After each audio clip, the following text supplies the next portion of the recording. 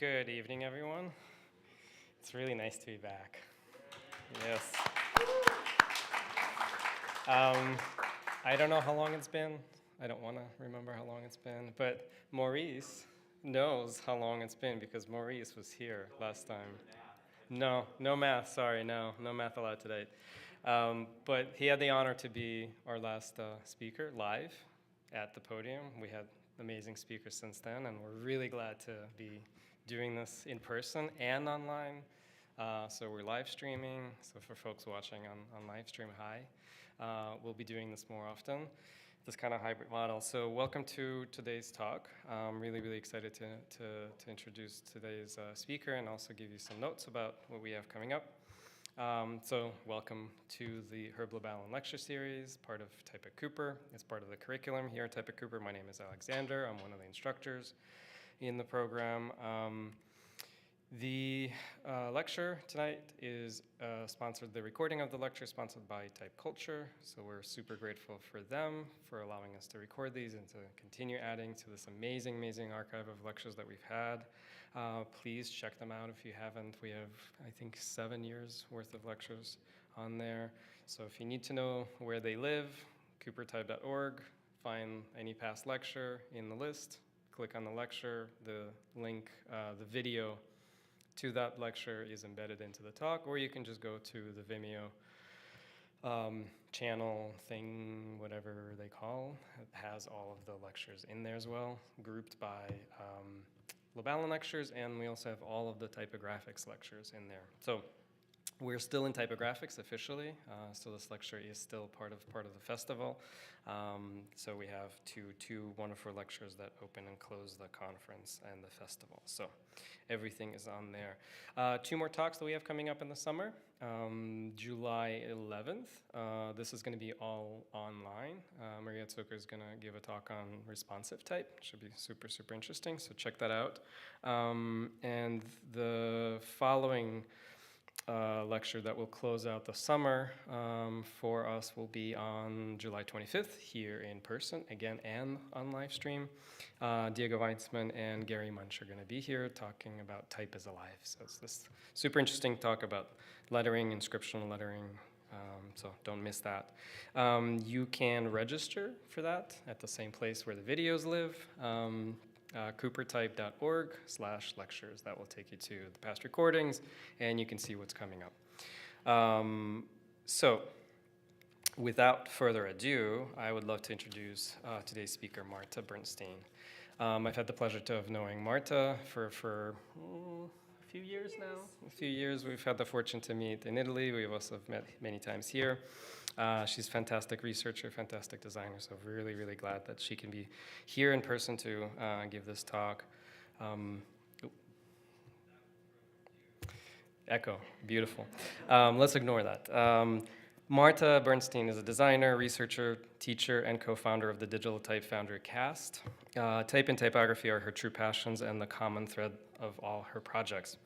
As well as you will see tonight, she has a soft spot for 19th century type, a topic that she's been researching for a decade. She's given talks about type here at the Lubalin lecture series, also at Typographics. She's also presented at ATypeI, at the Letterform Archive, Type Lab, Kearney Conference, many others. She's a member of the Nebialo History Project, which is awesome. If you guys don't know the project, check it out. The project aims to research as much archival evidence as possible about Italy's most renowned type foundry. Marta is currently Associate Creative Director at Studio Matthews in Seattle and has taught extensively around the world, including at USC Roski, Milan's Polytechnic University, University of Navarra, and Tongji University in Shanghai.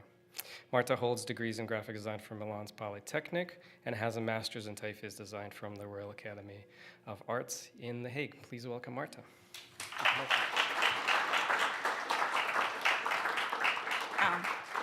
Hello, everyone, and welcome. It's really so nice to be here. I'll force myself not to move around too much because I'm so enthusiastic that I can stand and talk to you in person. I'll try not to be too Italian. Anyway, I'm here to talk about beloved 19th century type, Not too much from the historic point of view, even though we will talk a little bit about history, but more about letter shapes and what is interesting about the design process and all the experimentation that went on during that century. A little bit of a background on my research. It started many years ago when I was a graduate at Politecnico University in Milan with Professor James Clough. He is responsible for my love of typography, and I asked him if he had a topic that he would like me to research. I would have probably researched anything. And he told me, well, just nothing is known between the death of Bodoni and the rise of the Nebialo type foundry in Italy. Why don't you start researching that period of time? And so just for those of you who are not from Italy or Europe, this is what Europe and Italy looked like in the beginning of the 19th century. So when we say Italian type or foundry, we talk about like the current borders, not because the nation of Italy didn't exist in 1815. Then, so together with Emanuela Conidi, because we did the initial research together, we toured north of Italy. It's, remember, 2006. Not a lot is available online, so we went to public libraries and archives to research what kind of sources were available for Italian type founding of the 19th century. Then, after a few years, I went back to the research, and it's still a process that is ongoing. So now it's much easier, and I was able also to push my research during the pandemic, because now a lot is also available online. There are a lot of digital archives. If you don't know, this list by typographica.org that it's ongoing and lists all the type specimens that are available online. So if you are curious, there's a lot of stuff that you can see just from your computer. Though I would recommend you go to public libraries and archives, because seeing things live, it's a complete different experience. So what you will be seeing today are photos or scans from type specimens that I found about Italian type.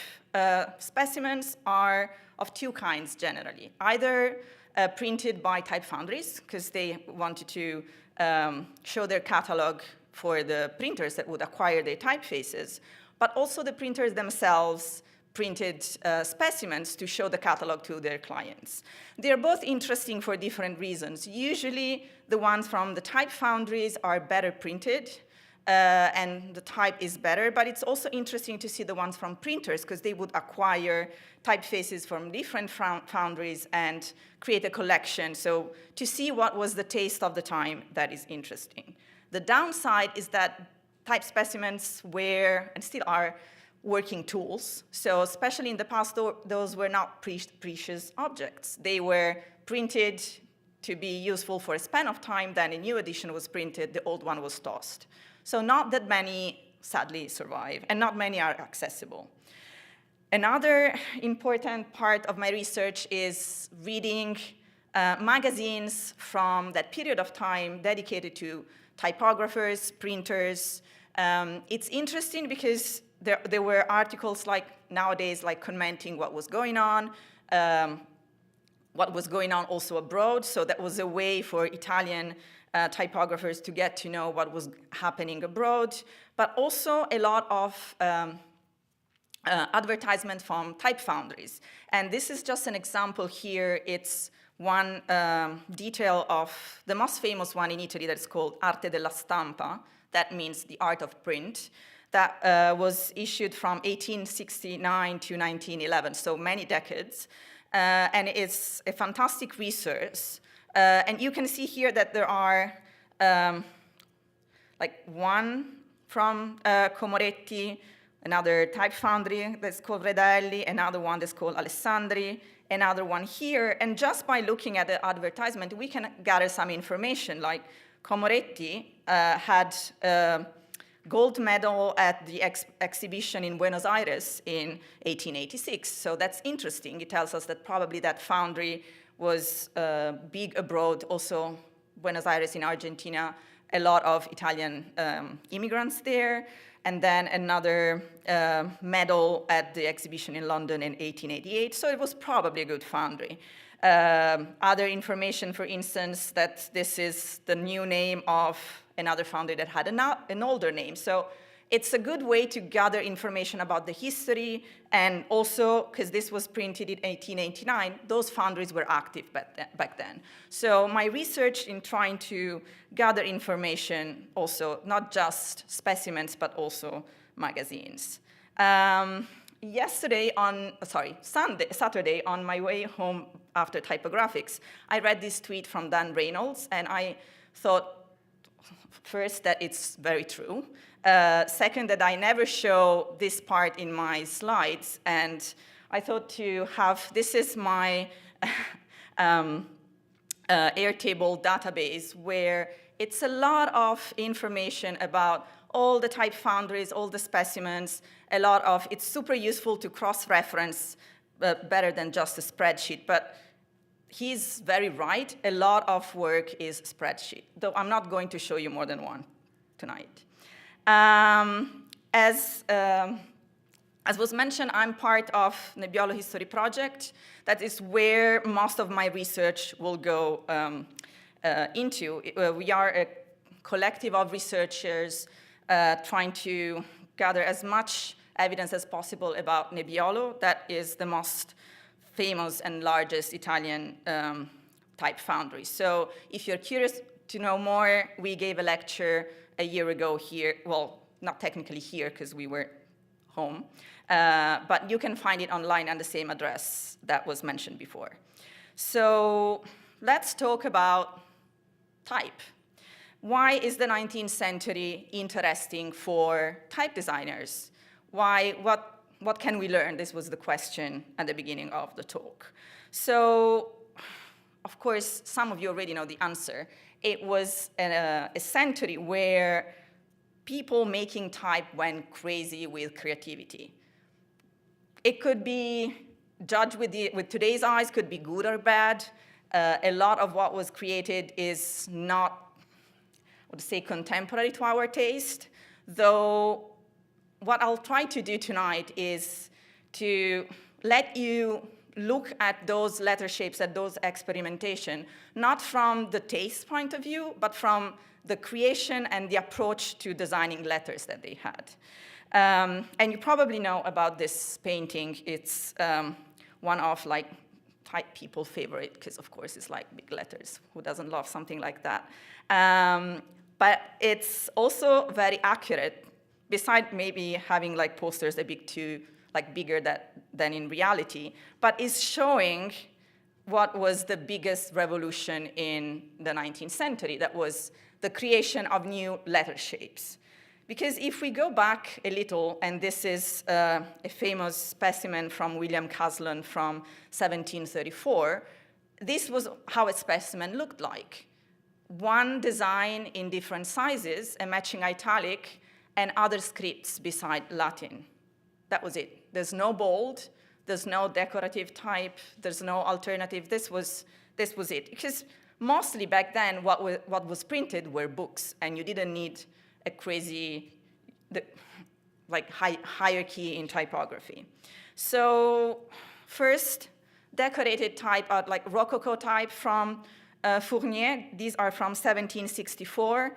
Still, compared to what we will see in a little while, very restrained, with the proportions are the same one. It's just trying to add some inline or some little elements, but not having all the shading and crazy effect that we will see. But let's move to Italy, because what I'm showing you are Italian typefaces. Well, not exactly Italian in the sense that they were originally designed in Italy, but specimens found in Italian type foundries. Before we move along, two things are important to know. First, that in the 19th century, type founding was a local business. Every city had one or more type foundries, because you have to think that a case of type was like a large, bulky thing, and shipping around those things was not very efficient. So local printers usually both from local type foundries that sometimes acquired matrices from larger foundries, copied them, stereotyped them. There was a lot of copying going on. But everything that you'll see here, it's in a specimen found in Italy. So let's start in Parma at the beginning of the 19th century, of course, mentioning Bodoni. Giambattista Bodoni was an admirer of Fournier, and his first production is highly influenced by him. Again, if you're curious to know more about Bodoni, there's another talk by James Clough as part of the Herb Lubalin series that I recommend. But the taste evolved from Rococo to Neoclassicism that you see on the other opening page from Manuale Tipografico that was printed by the widow of Giambattista Bodoni 5 years after his death. Neoclassical type or modern type is very, we could say geometric, and well, Bodoni was a printer for the affluent society of Europe, so extremely well printed books, very generous margin, perfect inking, fantastic paper, very expensive. But at the same time, in other parts of Europe, the Industrial Revolution was starting, moving the printing and type to a complete different direction, to be cheaper, more democratic, more affordable. So this is a smaller foundry in Parma. The Amoretti brothers worked with Bodoni for a little while at the end of the 18th century before parting ways, because Bodoni most likely wanted them to only work for him, and they wanted to open their own foundry. So Amoretti Foundry is one of the foundries that will last the entire century and will end up being part of the Nebialo in the 20th century. But we can see here that Bodoni was highly influential. Less expensive production, smaller margins, but the layout is more or less the same. And again, we just have the same design, nothing decorative.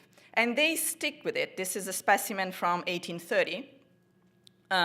Still, it's like nothing has changed. But same time, if we go to, this is just to tell you where things were found. This was a printer in Livorno, which is a small city in Tuscany. The style is different. It's not particularly relevant historically. It was not like a fantastic printer, just an average one. But what I really like are the two last pages of his specimen that tell us how the taste was changing. And you can tell that he was so happy about these typefaces because he put a care in printing those with a very dark ink, super precise. It was not like the rest of the specimen is not this nice, but these are the highlight of my print shop. And this is the beginning where we start to see the experimentation. The page on the right has what is a modern typeface and what is called a fat face, that is a modern type with like thick strokes thicker. But then we start to see the same structure of letters with shading, or this is an Egyptian with crazy decoration of, I don't know exactly what is there, but like some crazy stuff. What was happening? Well, these are the first part of the 19th century. We have new letter shapes. So what is the modern face is made bolder, darker, and then even more dark and display. And if I show you like this, it's clear what's the evolution. What is called a fat face is not just a very bold, but the letters are designed to show the blackness and the boldness. Again, referencing another talk, if you want to know more about the fat face, it's a fantastic story. There's another talk, again, as part of the Herb Lubalin series. But not only fat faces. Then what happens, again, if I take the thin strokes and make them thicker? So the Egyptian. And you can start to see how the experimentation was quite methodical. I mean, we're not sitting around a table and deciding like this, but it's like, what kind of experiments can be done to create new letter shapes? And in the beginning of the century, especially in England, we have these new letters. So decoration is not there yet. What is happening is creating new letters. Letters that have enough personality that it would attract attention on a poster. That was what was new back then. So Egyptian, that again is not called Egyptian because it has anything to do with Egypt. It's just that Egypt was popular, so choosing a name that would make it attractive. Then a sans serif. This is not the first sans serif that appeared, and I'm sorry that this is flipped, but that appeared on a specimen. This is the first one. They probably have different stories. If you look at the letter shapes, this one looks more like an Egyptian with serifs just chunked off, not very elegant. But this one has a separate story, and again, like this talk can be like 4 hours long. But it's interesting how this one was probably inspired by inscriptions on architecture, while this one was more likely being an Egyptian with some letters removed. To finish, just this new letter shape, a favorite of mine, because it's just, who thought about it? It's a genius, an evil genius probably. So what happens if you take like a modern face and just reverse it? Where it's thin, it's thick, and where it's thick, it's thin. And this one was incredibly popular back then. It's not, you cannot call it, it's not beautiful. I mean, the reverse contrast is becoming more popular, or let's say, for a long time, no other typefaces were designed with this axis that is horizontal instead of being vertical. But there are some quirky details. And if you start like design solutions here, like what is happening, the S, well, here is an example. So pretty crazy, very popular, and expressed like the taste of the time was the weirder, the better. So let's have a look at another specimen and see what was happening with those letters. So we are in Milan around the 1830-40. This is a specimen from Wilmont that was another type foundry. It was one of the good ones. And we can see that like the impression is good. The typefaces are probably well cast because the details are there. And we can see here that the basic new shapes, let's call it like that, that are the Egyptians and modern face and fat face are used as a canvas to add any possible kind of decoration and shading and double shading. But the letters themselves are not too crazy yet. Large type, here we start to see something a bit more crazier because it's basically, I don't know if any of you has ever had a client ask them to do something that should pop. Well, these are letters that pop out of the page, pop out of the poster. So 3 crazy 3D effects. This one I really like. It's a favorite of mine. But then also experimentation was not happening only at super large sizes, also a small one. And if we focus the attention on a few of them, we can see here that like the 3D and try to just then condense or expand. Again, they had some basic shapes and then try to experiment with those. How fat can we go? How many layers of shading can we add? How can we rotate letters on to do a 3D effect? What if we lay them on a slanted surface? All these effects. But then something more interesting starts to be there, and letters made out of objects. and with, I would say, interesting design decisions. Personally, I don't like this typeface in the sense that I would use it in a project, but I appreciate the effort to make a system that is sort of consistent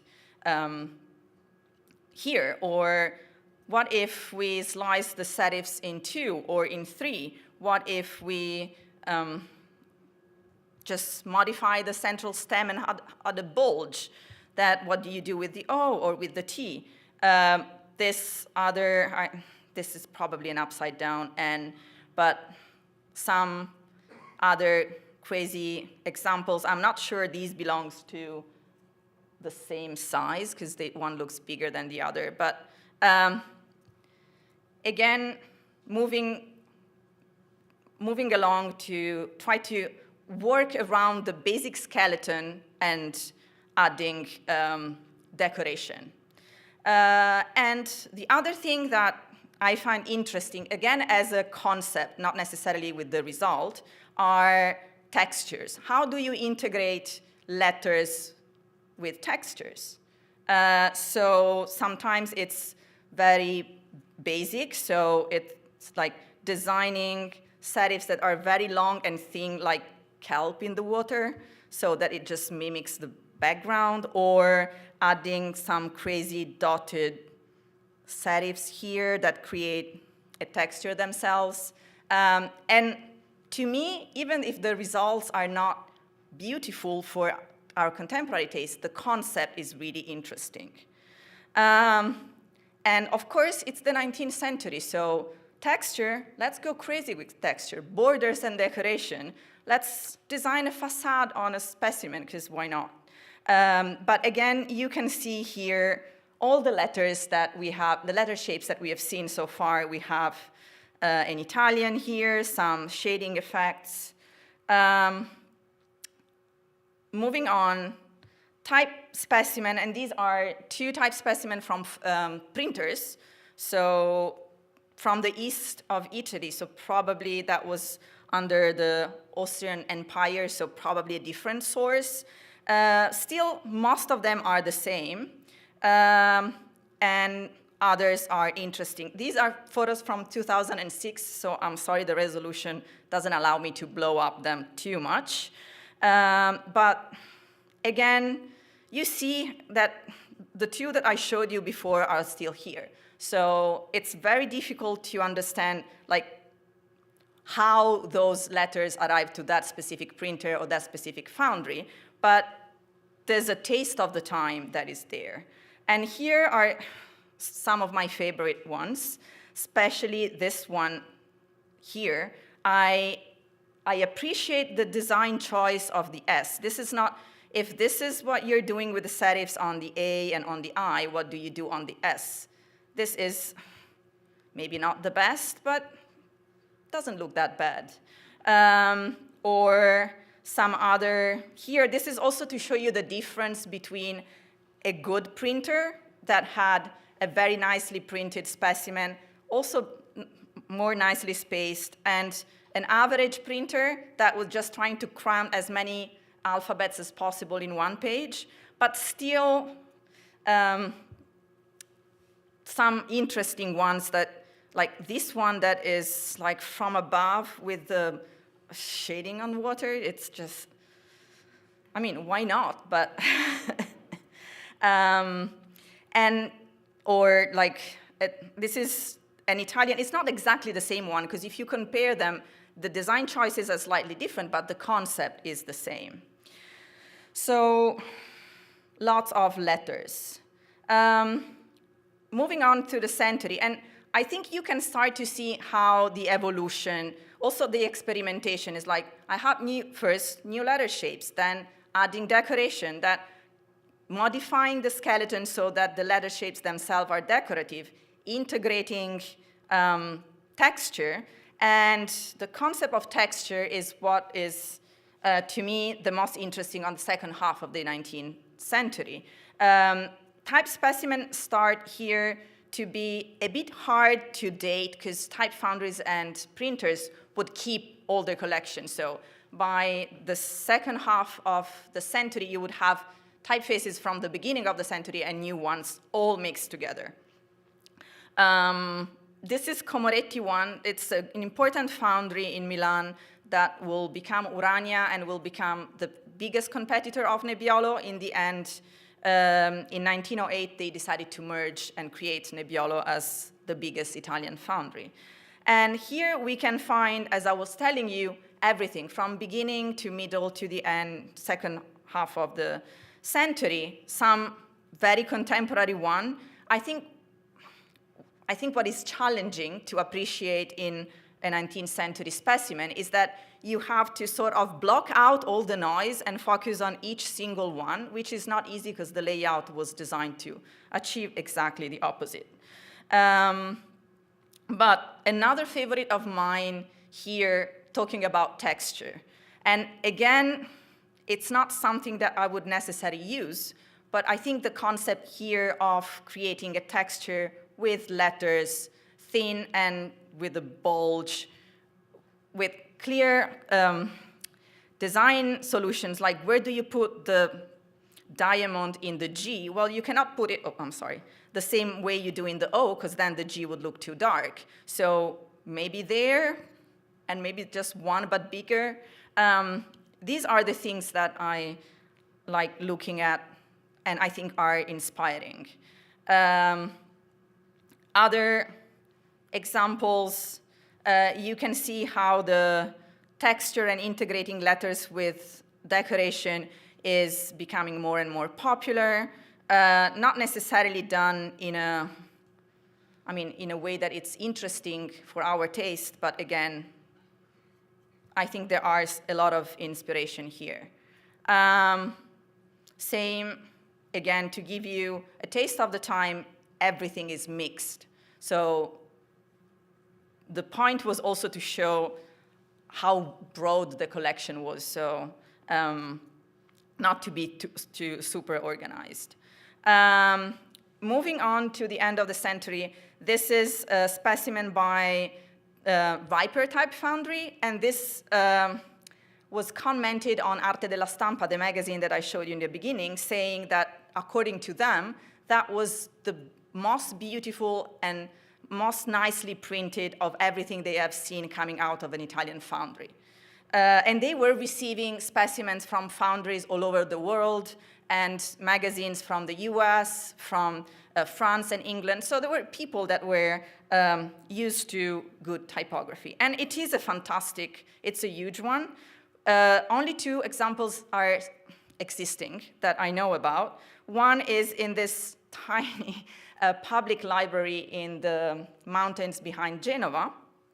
And it was really nicely printed, a huge collection of a lot of typefaces, mostly coming from abroad, a lot of American ones.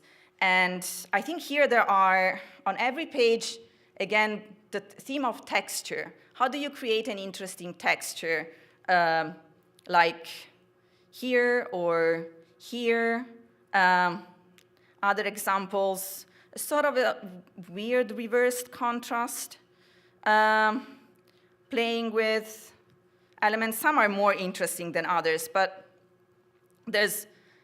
I think what I really admire of this time is the creativity, because they did everything, every possible trick, it was experimented there.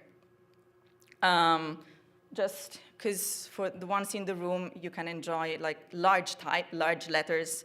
And this one, that is another one that I think it's more delicate reverse contrast, but with something interesting. This is another favorite of mine. This one here, it's like, well, I mean, what's that? That's like, why this? Or I don't know if it was, what generated this? Someone with like bad eyesight that was just seeing double? Because the effect is like this on water. I don't know, but it's like interesting. this one is also pretty interesting. And I think we have seen a similar version with the background that was integrated into that. More sort of scripts version that have patterns. Another one that is pretty crazy, integrating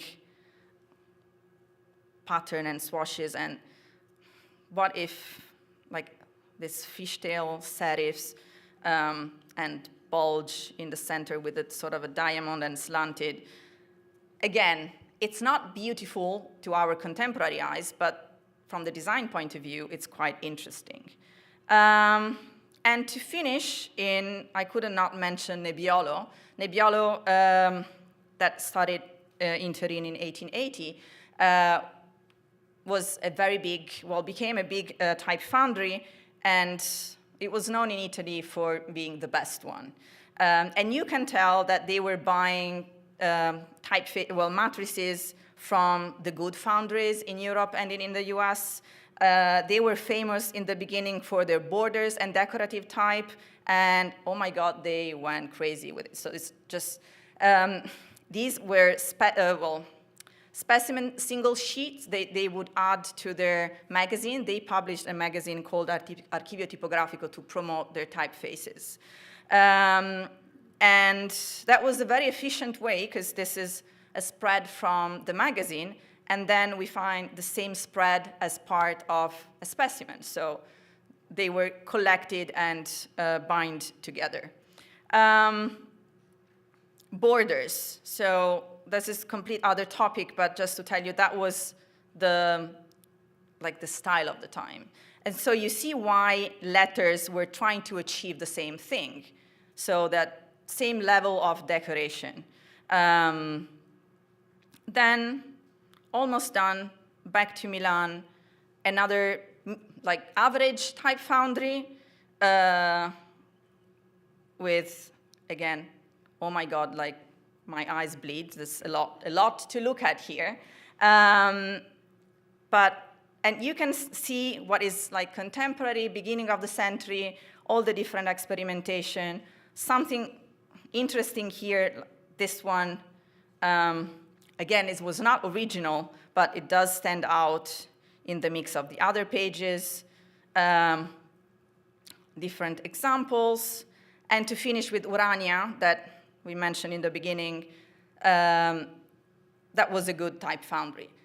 I mean, you can tell that the layout is better, the pages are nicer, there's more white space, but still, there's a lot that is going on. And honestly, to me, the end of the century, it's a bit less interesting. I think the creativity that was around the mid of the century, it's less constrained, but they were less trying to achieve the same thing, but more just trying to do as much new things as possible.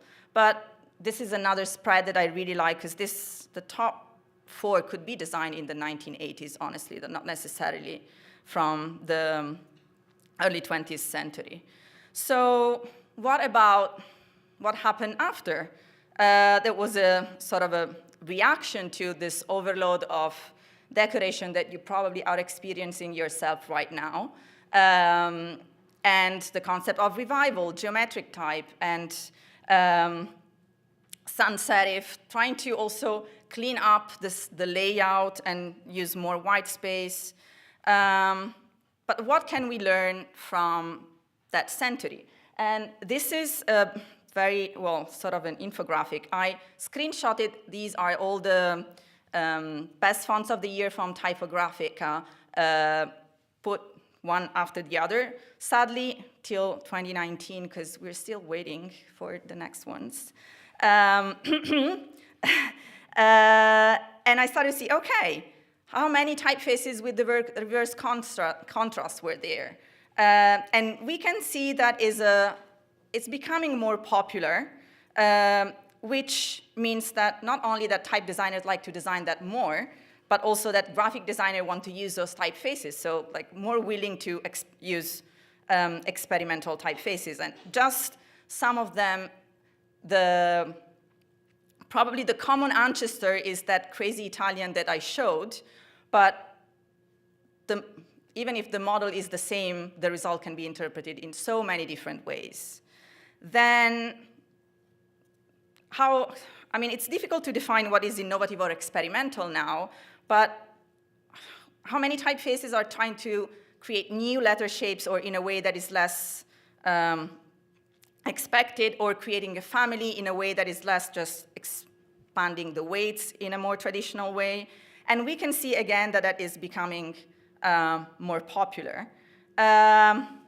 Just some examples here to give an idea of like how broad the experimentation is at the moment for letters or for the structure of a type family itself. Stretching more and more what can go together. And to finish, what are the typefaces that are based on 19th century type, direct revivals or based on one of those letters? And that is more spread out. But I would like to finish with a couple of projects that I think really catch the spirit of experimentation of the 19th century. One is History by Peter Bilak, that is taking decoration and layers and effects in a very contemporary way. If you're not familiar with the typeface, is a family of typeface of styles. Some of them are just serifs or stems or patterns, and you can superimpose them and create many different combinations. But last one is the crazy project from 2016 when Elmer Stefan created one typeface per week for 52 weeks. And I really like, of course, being inspired by 19th century type, but I really like what is written here. The aim was not historical accuracy, but rather to revive the spirit of the era following the Industrial Revolution, which is often neglected by the narrative of typographic history. And I think this is exactly the point of what I've showed you today. There's a lot that we can learn, I think, if we look with the right eyes what was done in that century. So with that, there's room for experimentation, as this graphic is telling. So thank you so much. I hope you have enjoyed the journey.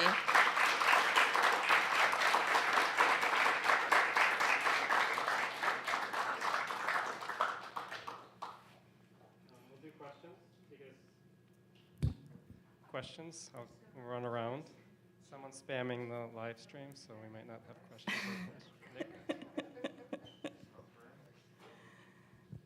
I'm curious, generally speaking, what percentage of the crazy ornamented typefaces that you find in the Italian specimen books are typefaces that were designed in Italy versus ones that were imported from, other parts of the world? I would say 99% imported. It's what happened for instance, and I haven't studied truly that yet, but for the Amoretti Foundry that I mentioned in the beginning, because they were skilled punch cutters, I have the feeling that, I haven't shown that here, but there are some decorative typefaces in the specimen from 1833. And I have the sense that those were designed copying something, but were designed by them, because the direction of the shading is different. So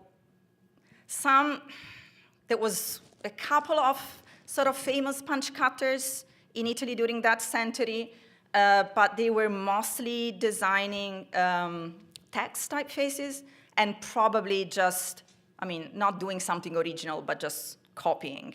So it's, I would say that something is truly original, it's none.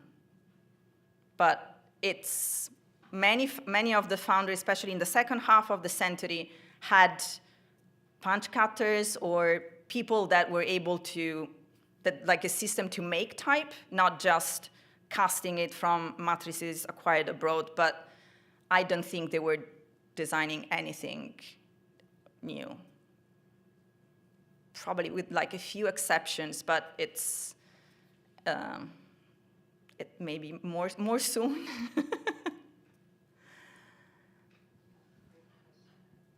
questions? Is there one? The question is, were there any female punch cutters or foundry directors who you discovered in your research? If so, what were their names and where can we see their work? The only names that were named were male people, not female. And honestly, because in that period of time, Italy was not creating a lot of was not creating, as I just said, original design. There's the only the widow of Giambattista Bodoni that, well, for 5 years was in charge and printed what is the Manuale Tipografico, that was the most famous one. But there's not even, I'm thinking even later on in the Nebialo in 1930 published an anniversary issue of Archivio Tipografico with a list of people that worked there, and they were all men. Doesn't mean there weren't women. No, They didn't get but credit. it's hard to research things that are not written anywhere, Yeah. sadly.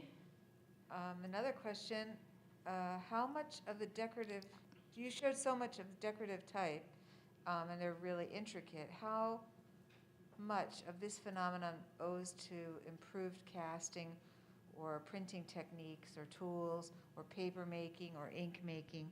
And in other words, do these intricate types only show up because before they wouldn't have been technically impossible? That's a... I think it's a mix.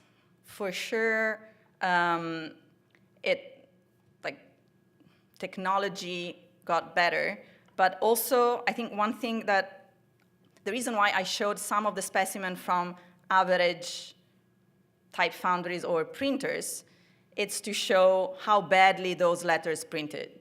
Because that was one of the big issues that, for instance, typographers on Arte della Stampa, they would complain that those typefaces were just fashion. They would not print well, they would break easily, and people didn't know how to use them, and they were a waste of time and money and lead. So it was popular, but there was already, while it was happening, a reaction against it. So I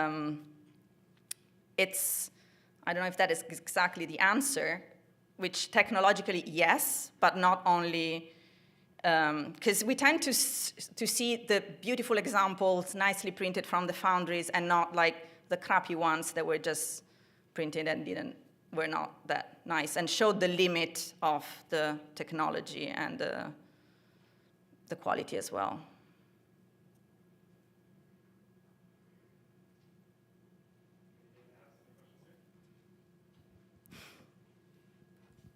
I'll try to phrase this in a way that doesn't make it completely sprawling, but so what you're showing us, basically all of this is happening in specimens. It's either foundry specimens or it's printer specimens. Was there any kind of reflection on these developments in ornamental, decorative, experimental type happening elsewhere, like maybe in internal documents in foundries or in publishers, or any kind of commentary happening publicly about these developments that sheds light on maybe how popular these really were or how often they were used? It's a very good question.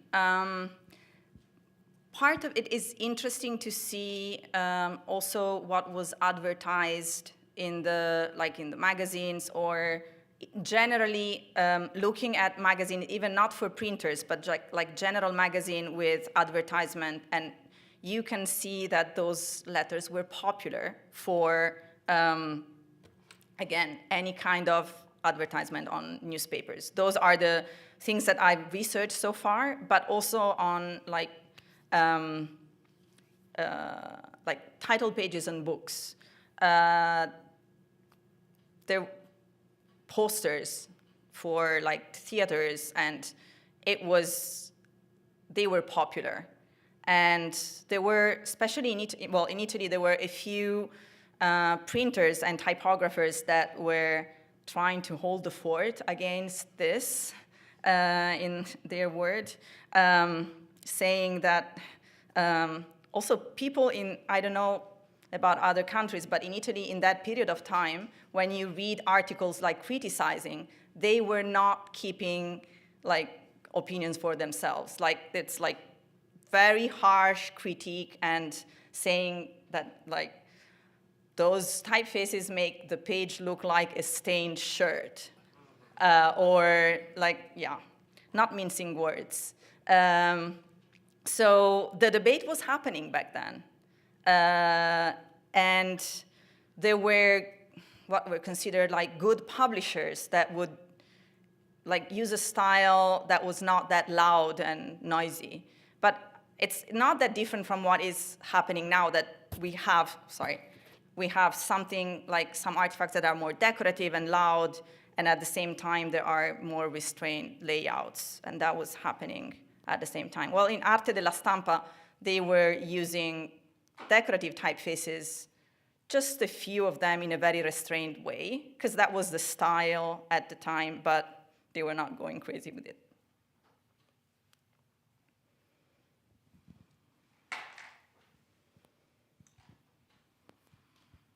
Is there any production of wood type in this period in Italy, or is that exclusively an American phenomenon? No, there's a book about it. Yes, by Professor James Clough. And I didn't mention that because my research was only on like cast type, so metal type, but yes. And some production is really interesting.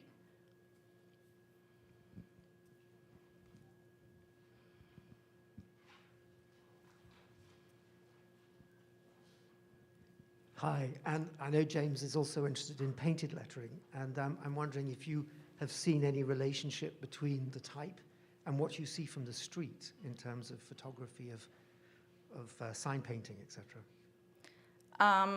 Well, yes, there are not that many documents that can actually prove exactly what was like a direct influence for Italy. I haven't researched sign types much. It was more just type Foundry, but that is true for the history of type, that it's not a linear, but it's having influence from inscription, sign paintings, calligraphy that is coming back as an influence, or other techniques like copperplate engraving that allowed very thin strokes. Then it's something that is then incorporated into type as a style to try to achieve thin strokes and things like that.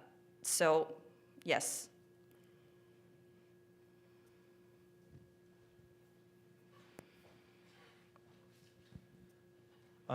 Maybe you have an opinion or a thought on why these printers' journals are getting so worked up about the design of these typefaces, because as opposed to today, where if somebody made like a crazy bit of type, I don't think people would call it looked like a stained shirt or something like that. Like, why do you think there was such a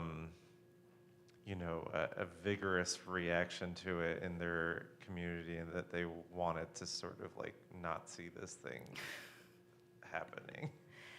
This is a very good question.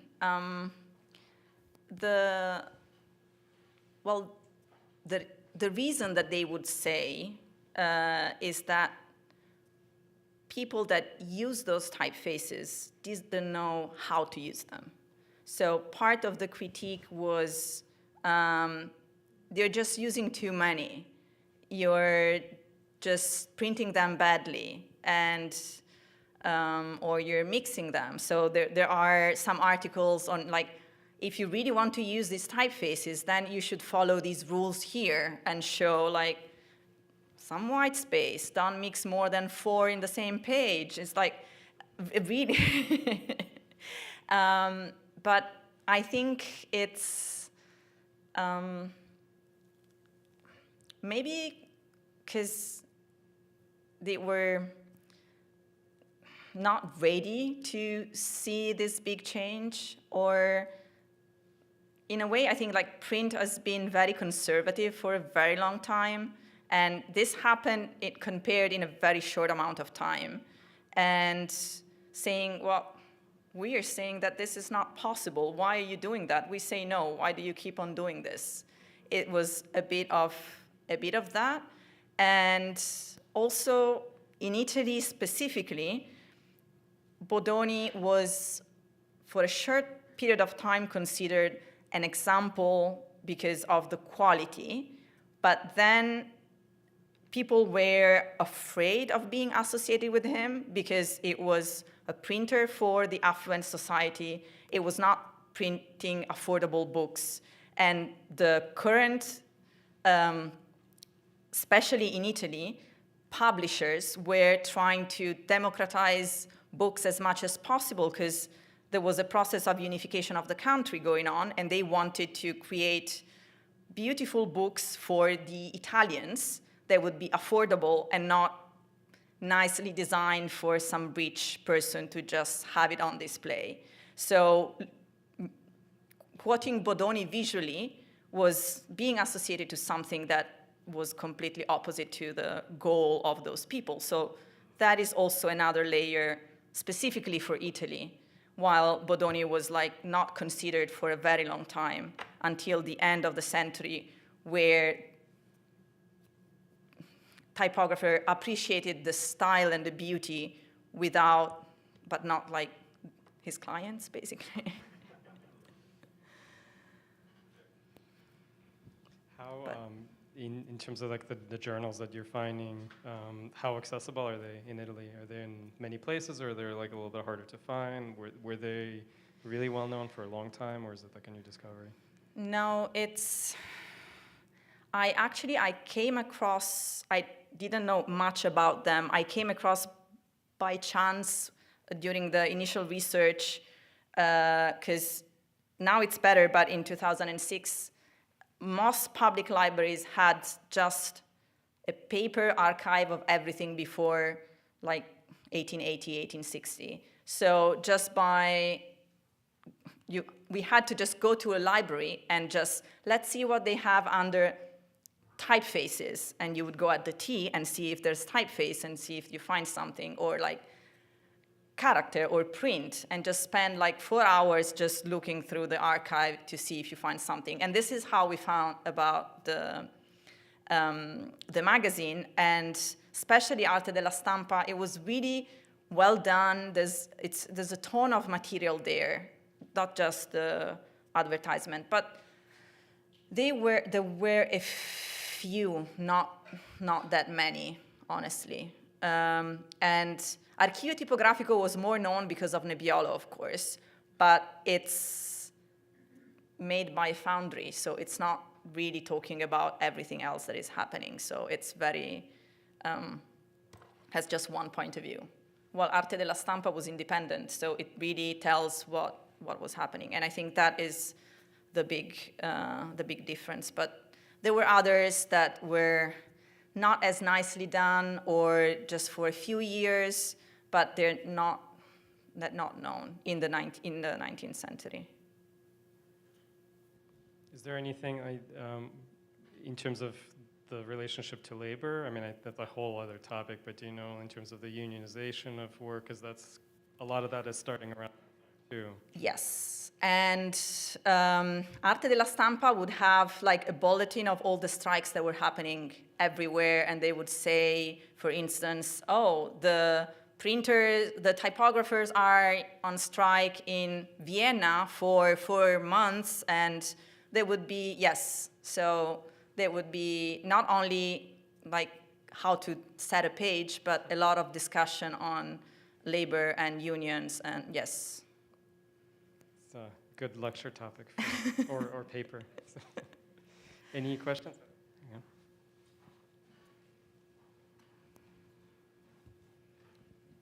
were there changes to the way composition tended to happen in the 20th century? Like, I was specifically thinking about the ornate borders you showed at the end of the 19th century. Was that something that continued, or was that, like, did it emerge in some way in the 20th century? Well, I would say that it evolved. So at the turn of the century, Art Nouveau was very popular. So it stopped being geometric and more based like organic. Then Art Deco, still borders, but more geometric. And then with, this is like super fast explanation, but with modernism and the fact that ornament is a crime, that was sort of wiped out. And you can tell why. I mean, you probably were already overwhelmed by 45 minutes of decorative type. Imagine like 80 years, you probably want a break after that. Anything else? Last call? No? Awesome. Thank you, Marta, so much. Thank you.